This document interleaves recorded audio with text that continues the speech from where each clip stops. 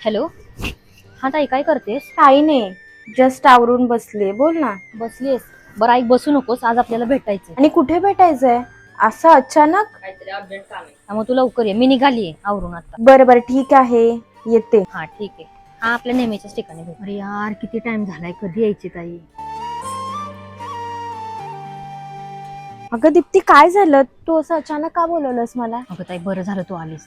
तुला दादाचा फोन आला होता का? नाही आला मला. तुला आला होता का? अगं पण असं अचानक का विचारतेस मला तू दादाबद्दल? काही झालंय का? अगं दादा घराच्या वाटण्या करतोय आणि आपल्याला काय देणार आहे ग तो? अगं पण आपल्याला कशाला काय हवंय? कशाला म्हणजे? आपला काय संबंध आहे? आपला संबंध कसा नाहीये ताई? आपला काहीच संबंध नाहीये. अगं तुला कळतंय का, पण हिस्सा मागणं किती चुकीचं राहील? आपल्या लग्नाला दादाने एवढा खर्च केला आणि सगळ्यात जास्त महत्वाचं म्हणजे तुझ्या लग्नासाठी तुला जसं हवं लग्न तसं दादाने करून दिलं. तेही लोन काढून. विसरलीस का तू? ज्याचे हप्ते दादा अजून भरतोय. आणि कुठल्या तोंडाने हिस्सा मागणार आहोत आपण? मग काय झालं ग ताई? ते दादाचं कर्तव्यच होतं.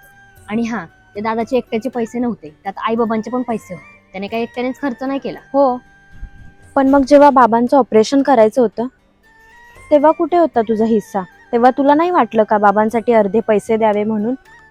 तेव्हा तर तू फोन पण उचलला नाहीस. आणि आईला पॅरालिसिस झाला तेव्हा दादाकडे साधे पैसे सुद्धा नव्हते आईला हॉस्पिटलमध्ये नेण्यासाठी. पण दादाने ऍडजस्टमेंट करून आईवर ट्रीटमेंट केलीस ना. तिला नेलं हॉस्पिटलमध्ये. तेव्हा तुला नाही का वाटलं थोडासा हिस्सा आपण पण द्यावा? आणि काय वरतोंड करून बोलतेस ग तू? तुला हिस्सा हवाय? हो ताई, मला मान्य आहे, पण आपला सुद्धा हक्क आहेच तेवढा त्या घरावरती आणि आपल्याला हिस्सा मिळायलाच पाहिजे. हो, मग जेव्हा दादाची नोकरी गेली तेव्हा तुला वाटलं नाही का ग की आपल्या आई बाबांना स्वतःकडे न्यावं, त्यांची जबाबदारी घ्यावी? तेव्हा तुला वाटलं नाही का की आपण पण त्यांना थोडी मदत करावी? हे बघ ताई, तू मला जास्त बोलू नकोस. आणि तू तरी कुठं नेलं होतंस ग आई बाबांना सांभाळायला?